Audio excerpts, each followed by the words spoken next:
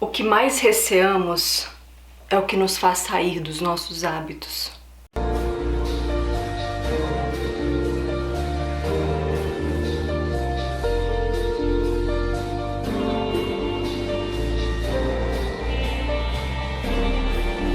Hoje é dia de falar de Fyodor Mikhailovich Dostoiévski, um dos maiores escritores russos de todos os tempos, também conhecido como investigador da psique humana e autor-filósofo, por levantar questões existenciais e morais. Fyodor nasceu em Moscou, na Rússia, em 1821, em um hospital para indigentes, que seu pai trabalhava como médico. Filho de Mikhail Dostoiévski e Fyodorovna Nechayev. Menina, uns nomes, né? Russo é difícil, né? Os nomes complicados aqui. Ele foi o segundo de 7 filhos e perdeu a mãe em 1837 para tuberculose. E uma coisa que é importante ressaltar, o Dostoiévski, ele nasceu em um berço cristão ortodoxo. E segundo pesquisas, a fé é um elemento muito importante, um elemento de fortalecimento mesmo para a caminhada. Na sequência, ele é enviado para São Petersburgo e ingressa na escola de engenharia militar. Nesse período, ele passa a ter aulas de literatura russa, francesa, e esse é um momento que ele se aprofunda nessas e em outras literaturas. Então a gente já vê aí uma coisa sendo alimentada, né? Uma paixão literária sendo alimentada. Em 1839, o pai do Dostoiévski é assassinado por colonos na fazenda em que ele vivia. Então, resultado disso, Dostoiévski perde a mãe quando ele tinha 16 anos e o pai quando ele completa 18. O Fyodor, ele chega a exercer a sua função de engenheiro em um cargo público, e esse é um período que ele começa a frequentar cassinos e desenvolver um vício por jogos, o que futuramente acaba gerando problemas financeiros. Em 1844, Fyodor pede demissão para se dedicar totalmente à escrita, e nesse momento ele começa a trabalhar no seu primeiro romance, O Gente Pobre. O Dostoi então começa a frequentar um grupo revolucionário chamado Círculo Petrashevski. O Petrashevski, ele foi um militante que defendia a queda da monarquia, então a gente tem todo um viés socialista aí, e esse círculo, ele era contra o regime do czar Nicolau I. Em 1849, Fyodor Dostoiévski é preso pelo czar e condenado à morte por fuzilamento. E aí acontece uma coisa extraordinária. Poucos minutos antes do fuzilamento pelos soldados, a sua pena é revogada e ela é transformada em anos de trabalhos forçados e prestação de serviço como soldado na Sibéria. Essa experiência do escritor foi retratada no livro Recordações da Casa dos Mortos.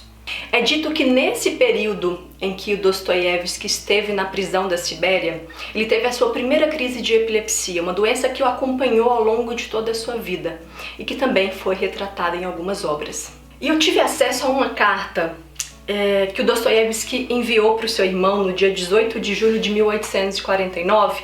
Se eu não estou enganada, ele enviou essa carta para o irmão mais velho, Mikhail. Eu vou ler um trechinho dela para vocês aqui, não vou lê-la toda, mas o pessoal do clube, fiquem tranquilos que no material de apoio de Crime e Castigo, eu vou colocar essa carta toda para que vocês possam fazer a leitura, tá bom?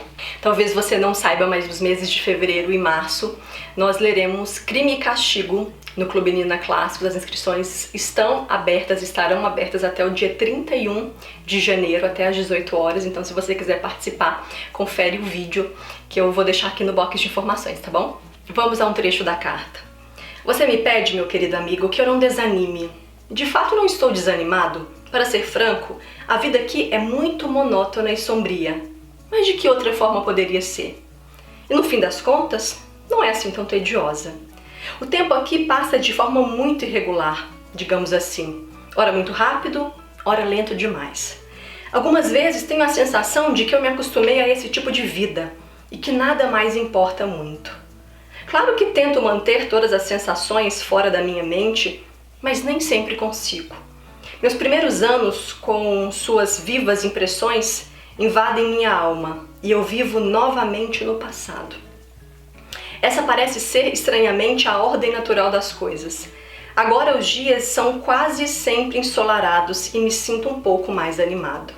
Nos dias chuvosos, contudo, são insuportáveis, e neles a prisão parece terrivelmente lúgubre.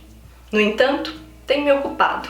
Não deixo o tempo passar à toa e já elaborei a trama de 3 contos e 2 romances. Estou escrevendo um romance agora, mas tenho medo de trabalhar demais. Um trabalho como esse, quando faço com grande contentamento, eu nunca trabalhei tanto como agora. Sempre me deixa agitado e afeta os nervos. Quando eu estava em liberdade, eu sempre me via obrigado a intercalar meus afazeres com outras diversões para acalmar-me. Mas aqui, a excitação que vem do trabalho tem que passar por si só. Minha saúde é boa, exceto por uma crise de hemorroidas e pelo estado lastimável de meus nervos, que seguem em um constante crescendo. Vez por outra tenho falta de ar, meu apetite é insatisfatório como sempre, durmo mal e tenho sonhos mórbidos. Durmo cerca de 5 horas durante o dia e acordo pelo menos 4 vezes toda noite. Isso é a única coisa que realmente me incomoda. O pior de tudo é o anoitecer. Às 9 da noite é realmente escuro aqui. Eu não costumo pegar no sono até 1 ou 2 da manhã e às 5 horas que preciso ficar deitado na total escuridão são difíceis de suportar. Elas destroem a minha saúde mais que qualquer outra coisa. Quando o nosso caso será concluído, é algo que não sei dizer, pois perdi totalmente a noção do tempo. Somente uso um calendário sobre o qual marco, muito passivamente, cada dia que passa. 1 a menos.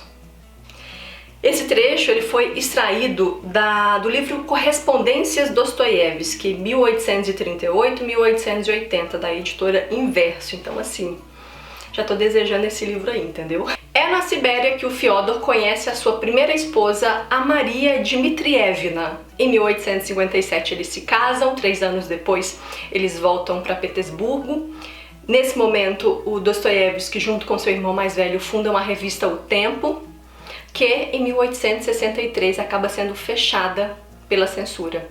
Em 1864 é lançada uma outra revista, a revista A Época, e é nela que a primeira parte de Memórias do Subsolo é lançada. Mas neste mesmo ano acontecem 2 tragédias. Uma, essa esposa do Dostoiévski morre de tuberculose e o seu irmão mais velho também falece. Em 1866 é publicado o livro Crime e Castigo, e esse é um ano também que o Dostoiévski conhece a Anna Grigorievna, aquela que viria a ser a sua segunda esposa e companheira para o resto da vida. A Anna era estenógrafa e ela até chegou a ajudar o Fyodor Dostoiévski a terminar o seu livro Um Jogador. Lembra que eu falei aquela questão dos jogos e das dívidas, do vício? Pois é, em 1867 o Fyodor e a Anna partem para a Europa fugindo dos seus credores, já cheios de dívidas.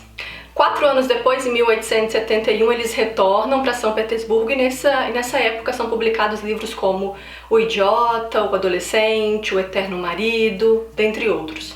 Alguns críticos e estudiosos chamam esse período de Os Anos Milagrosos, devido às inúmeras mudanças, à pobreza e também às crises de epilepsia. Fyodor teve 4 filhos, 2 morreram na infância e 2 sobreviveram à Revolução de 1917. E em 1878, após a morte do seu filho Aleksei, de 3 anos, ele começa a escrever Os Irmãos Karamazov. Fyodor Dostoiévski faleceu em São Petersburgo, na Rússia, em 1881, vítima de problemas pulmonares. Ele deixou alguns projetos inacabados, dentre eles a continuação dos Irmãos Karamazov.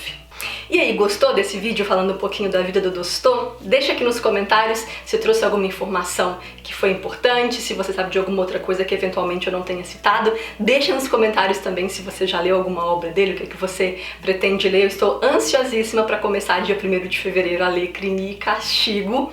E a gente se vê no próximo vídeo. Um beijo e até lá. Tchau!